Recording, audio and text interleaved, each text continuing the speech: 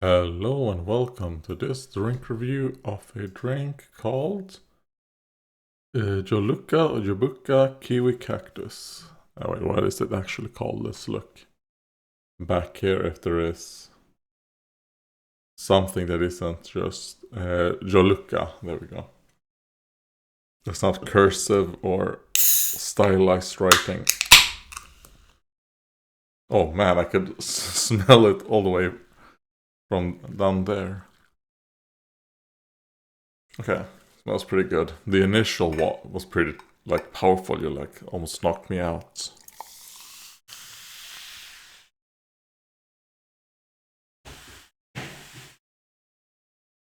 Alright, my mom dropped something. Sounds like she might have accidentally dropped my claw. Alright.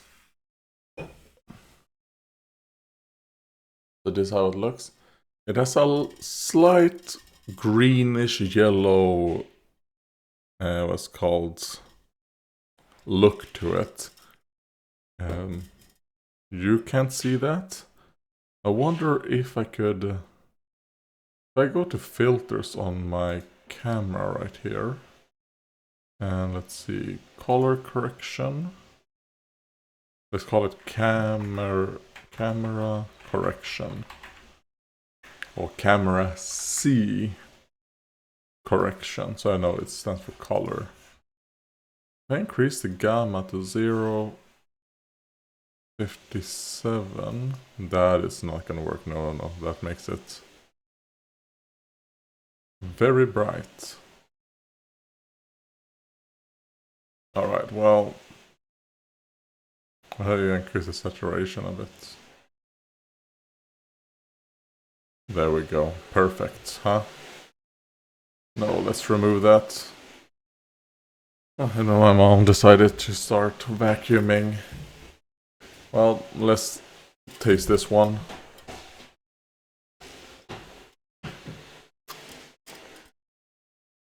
You know what, that's pretty pleasant.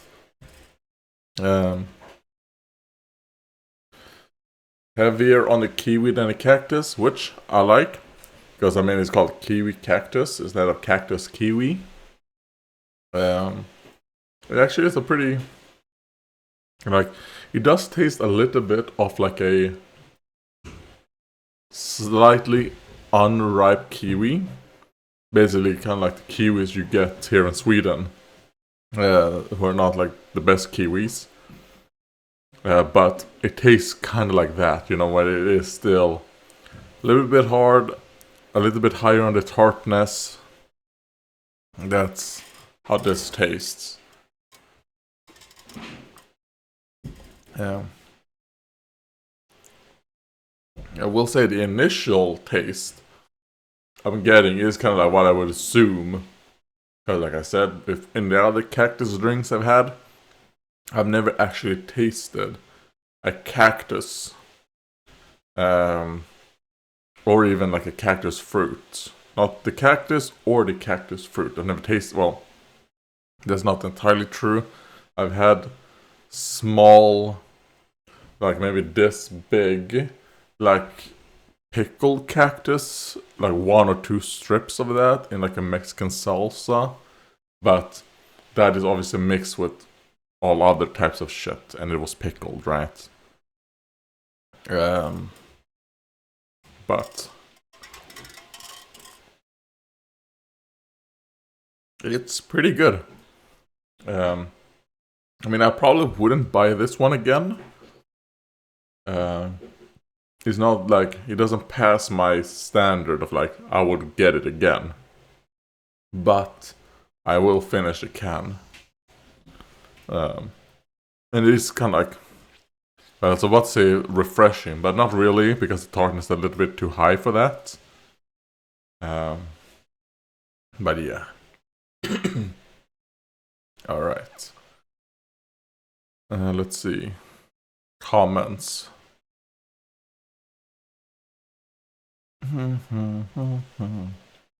Yeah, I want to see. Did I make a, let's see, comments? Okay, I did a comments and answer.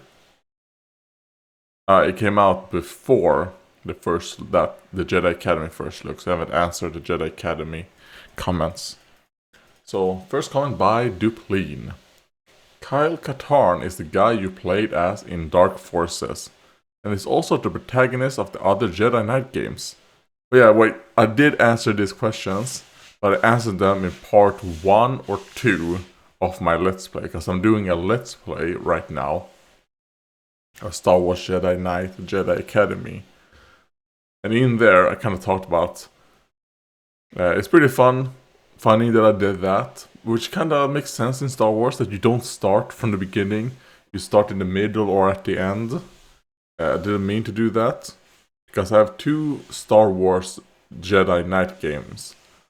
I have I can actually look them up right now. I have one called Star Wars Jedi Knight Jedi Academy, and the other one is called Star Wars Jedi Knight 2 something.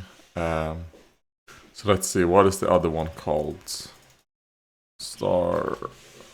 Yeah, the other one I have is called Star Wars Jedi Outcast Jedi Knight 2.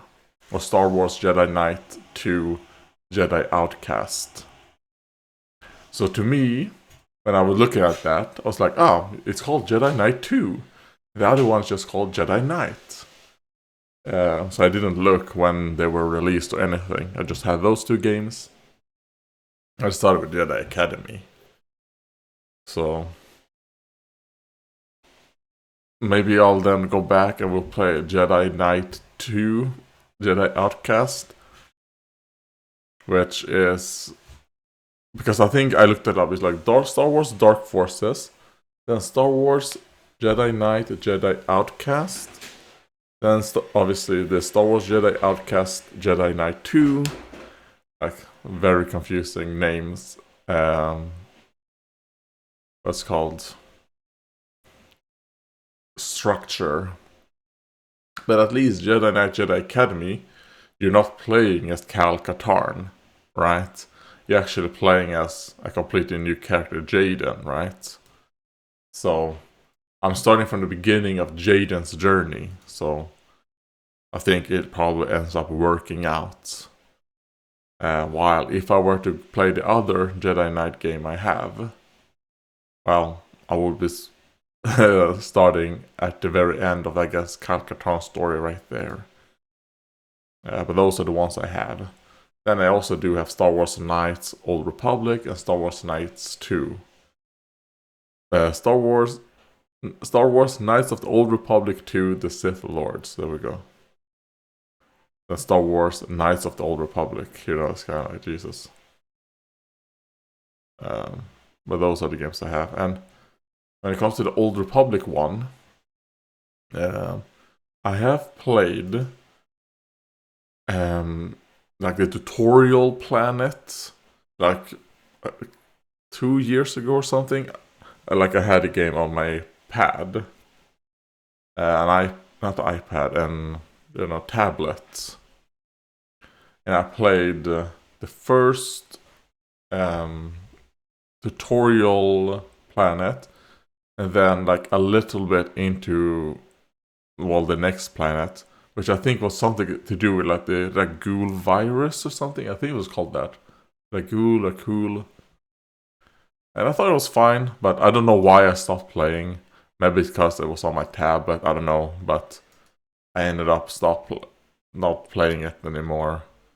I think it was because I had a Google Play free month or something, and in that I kind of played that game, and then when it ran out, I didn't, continue playing. But now I actually have that game on my tablet again, but through Epic Games, the Epic Games mobile thing. That is the game I have there, but I would probably play it just on my computer. Anyways. So let's see. Two comments by Lazul, both on First Look Humankind. Yeah, and the comment by Depleted was on First Look, Star Wars Jedi Knight, the Jedi Academy. The first comment is just budget civilization, which obviously the game is inspired by Civilization, I would say.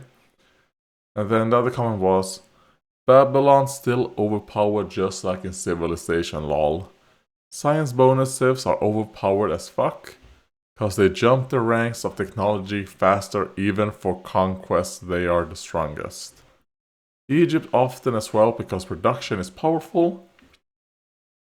Less turns to make buildings is basically the same bonuses as in Civ in many ways. Yeah, I mean the only Civ game I've like really played was Civ 5. I think it was Civilization 5. Played it a little bit with some of my friends. I mean, those games has never really been my thing. So I'll be honest, I don't remember much from that. But I mean, it makes sense that, you know, people with good science or production would be the strongest. Kind of like it makes sense to me, right? Because even if you have something that's like, they get a bonus to, let's say, their warriors, well, that is probably over time still gonna lose versus the ones that can boost up science because they can reach, like, you know, the modern 8, for example. So it doesn't matter if your warriors have a boost attack damage if they're just some guys with like a sword and a shield versus guys with guns, right? So it doesn't matter if they're better warriors, they're gonna lose. But to me, it makes sense. And I think that's it. So, thank you for watching and goodbye.